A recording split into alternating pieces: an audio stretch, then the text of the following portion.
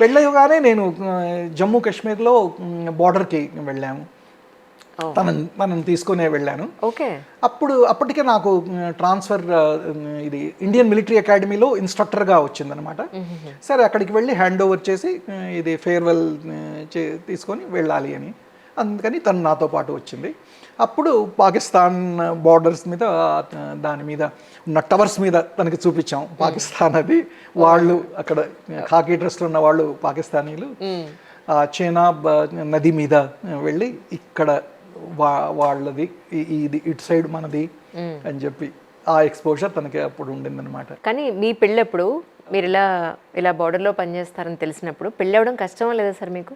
అడిగారు వాళ్ళు, మా నాన్న అడిగారు, మీకు ఆర్మీ గురించి ఏమన్నా తెలుసా అంటే నేనన్నాను, అది ఎందుకు అడుగుతావు, అది తెలిస్తే వాళ్ళు వెనక్కి వెళ్ళిపోతారేమో, ఇన్ని బాధలు ఉంటాయని చెప్పి అడగకుండా ఉండడం మంచిది, అయితే తెలియదు అన్నారు.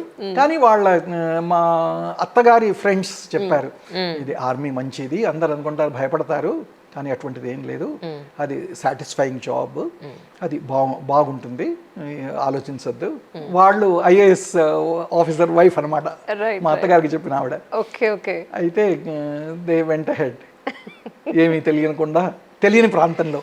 అది జౌడియా అంటే మనం గూగుల్ మ్యాప్లో వెతుక్కున్నా ఇప్పుడైతే వస్తుందేమో, కానీ జూమ్ చేసి ఎన్నోసార్లు జూమ్ చేస్తే తప్ప తెలియదు. అది జౌడియా అంటారు. అది అక్కడ 1965లో వార్లో పాకిస్తాన్ వాళ్ళు యాహియా ఖాన్ కూడా మా దాకా వచ్చాడు, మా హెడ్ క్వార్టర్స్ దాకా. తర్వాత ఇది సెటిల్మెంట్లో వాళ్ళు వెనక్కి వెళ్ళారు. మనం దానికి బదులుగా ఇంకో భూభాగం వాళ్ళకి ఇవ్వాల్సి వచ్చింది.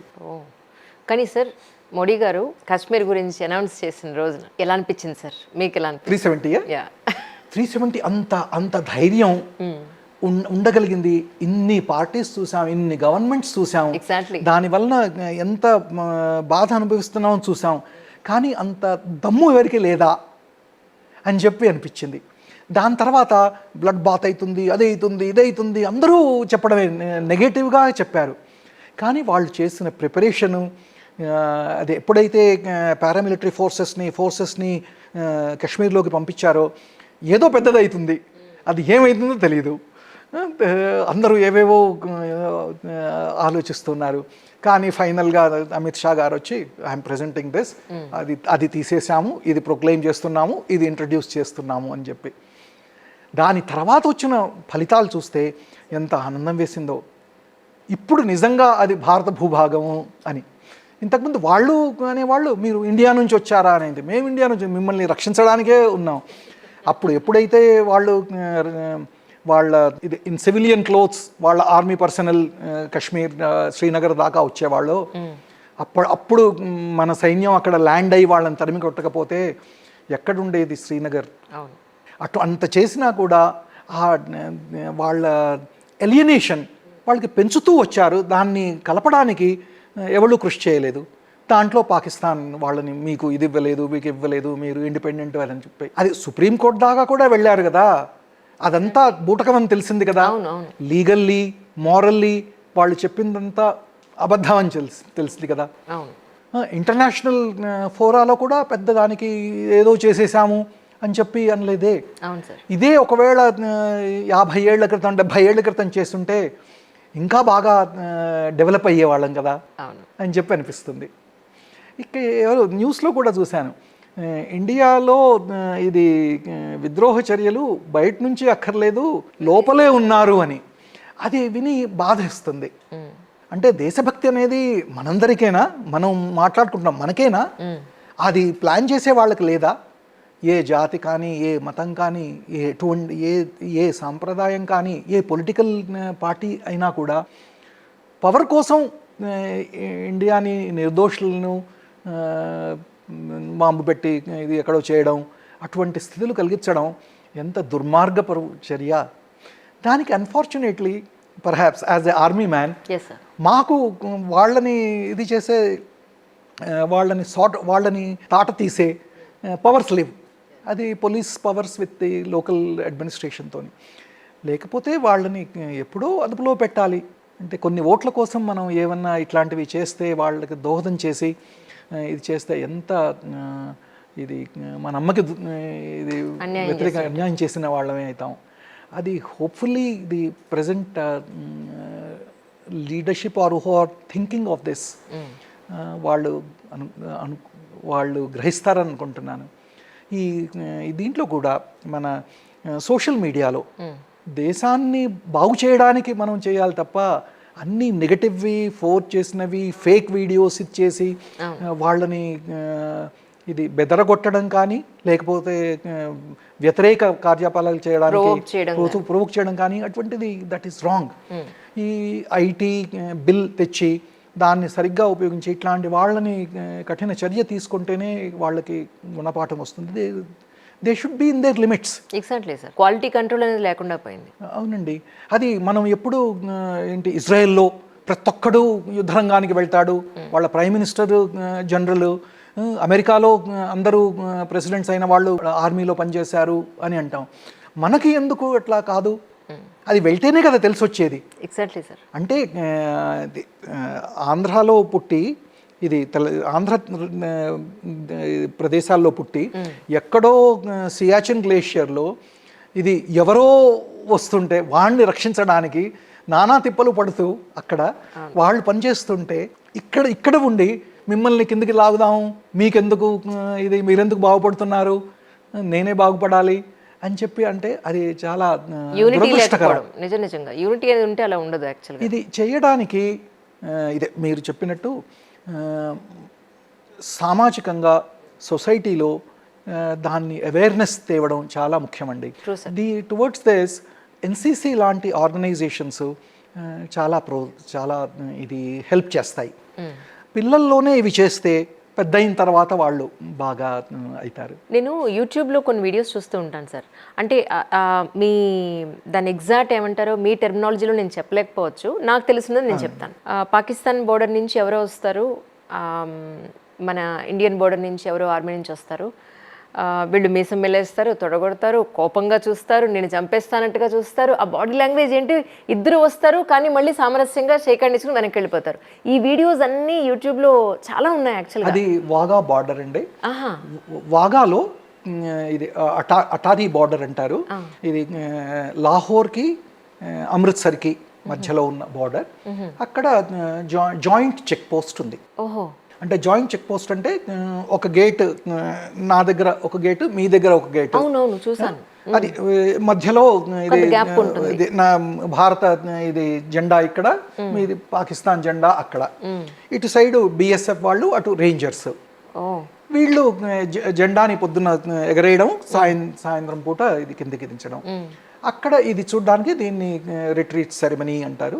దానికి వచ్చేటప్పుడు చాలా మంది జనాలు, ప్రేక్షకులు వస్తారు.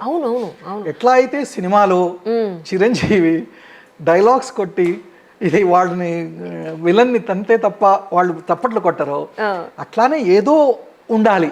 అమ్మో, అది చూస్తే వీళ్ళు అంతంత ఎత్తు వాళ్ళని తెచ్చి మీసాలు వేసి ఠక్ ఇంత ఎత్తున కొట్టి అవి చేస్తుంటారు.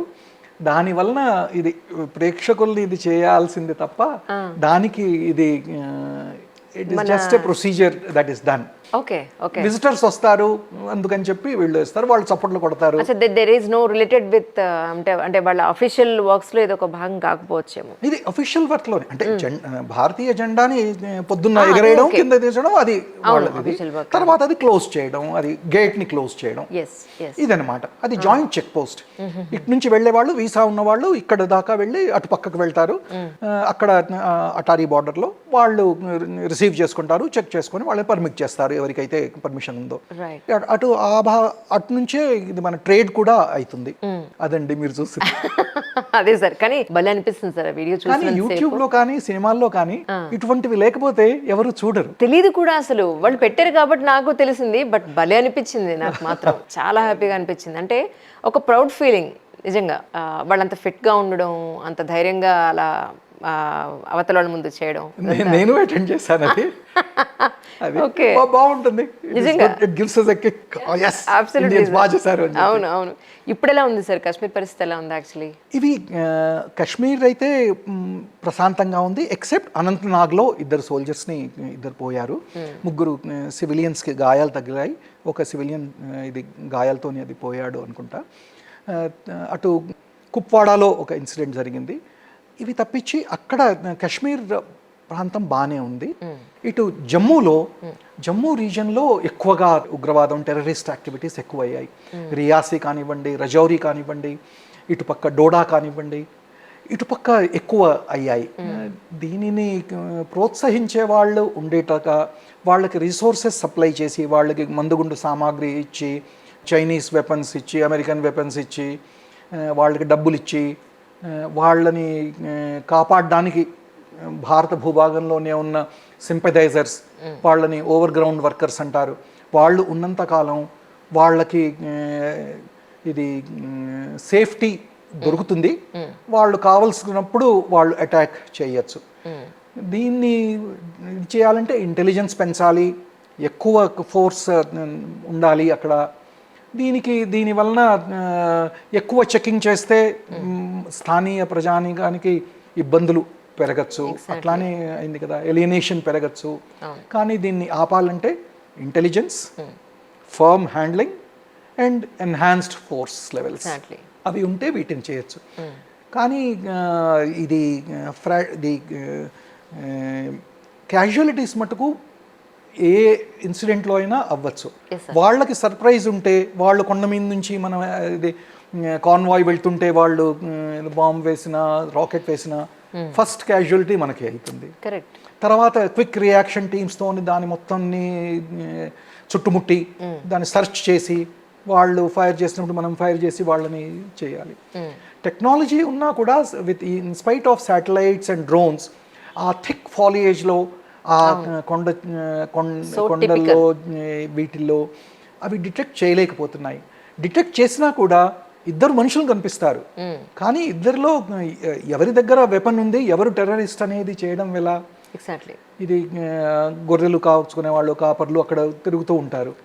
కాబట్టి యాక్చువల్గా తెలిసి పిన్ పాయింట్ ఇన్ఫర్మేషన్ వచ్చి వాళ్ళని న్యూట్రలైజ్ చేస్తేనే మనకి మంచిది.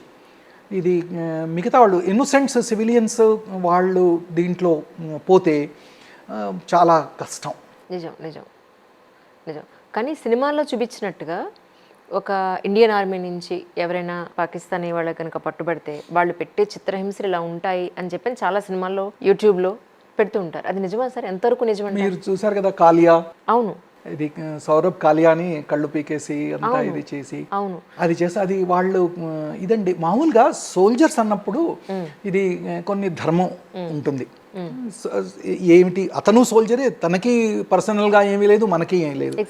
కానీ చిత్రహింస పెట్టే మనస్తత్వం వాళ్ళకి ఎటువంటి వచ్చింది? వాళ్ళే రాక్షసులు. ఇంతకుముందు అనేది రాక్షసులు, పిశాచాలు అనే వాళ్ళే అదే కదా. లేకపోతే సోల్జర్గా నేను నా దేశం కోసం పోరాడుతున్నాను, మీరు మీ దేశం కోసం పోరాడుతున్నారు. ముందు నేను మిమ్మల్ని చంపచ్చు, మీరు నన్ను చంపచ్చు, ఇద్దరం పోవచ్చు. కానీ పట్టుబడిన తర్వాత చిత్రహింస చేయడం అనేది పైశాచిక ఇది వృత్తి, ఆ మెంటాలిటీ చూపిస్తుంది. అది చాలా మన వాళ్ళు అలా చేయరు. డిప్లోరబుల్. పొరపాటున వాళ్ళనే గనక మన వాళ్ళు పట్టుకుంటే, ఒకవేళ వాళ్ళు ఏదైనా మిస్టేక్ చేసి మన వాళ్ళు చేయరు. ఇది ఇంటర్నేషనల్ ఇదేంటి రూల్స్ ఆఫ్ ఎంగేజ్మెంట్ అంటారు. మనం ఎప్పుడు ఇదేంటి ఎవరికి ఇది మనం అటాక్ చేసినప్పుడు నేను మిమ్మల్ని కాల్చాలి అంటే ఆ పక్కన వాడికి తగలకూడదు అని చెప్పి చూస్తాను తప్ప పోతే పోతుంది అని చెప్పి ఇద్దరిని కలిపి చంపేయాలి. వేరాజ్ పాకిస్తాన్ వాళ్ళ బలూచిస్తాన్లో ఇటువంటి చర్యలు తీసుకున్నప్పుడు అందరినీ ఊళ్ళు నాశనం చేశారు, హెలికాప్టర్స్తో వెళ్ళి చేశారు. వాళ్ళు మన వాళ్ళ వేరే వాళ్ళ అనేది వాళ్ళకి ఏమి ఇది లేదు. వాళ్ళు బలూచిస్తాన్ వాళ్ళు కూడా పాకిస్తాన్ వాళ్ళే కదా, అయినా వాళ్ళని సర్వనాశనం చేశారు. వాళ్ళ మనస్తత్వం అట్లాంటిది. It is very sad. అవును.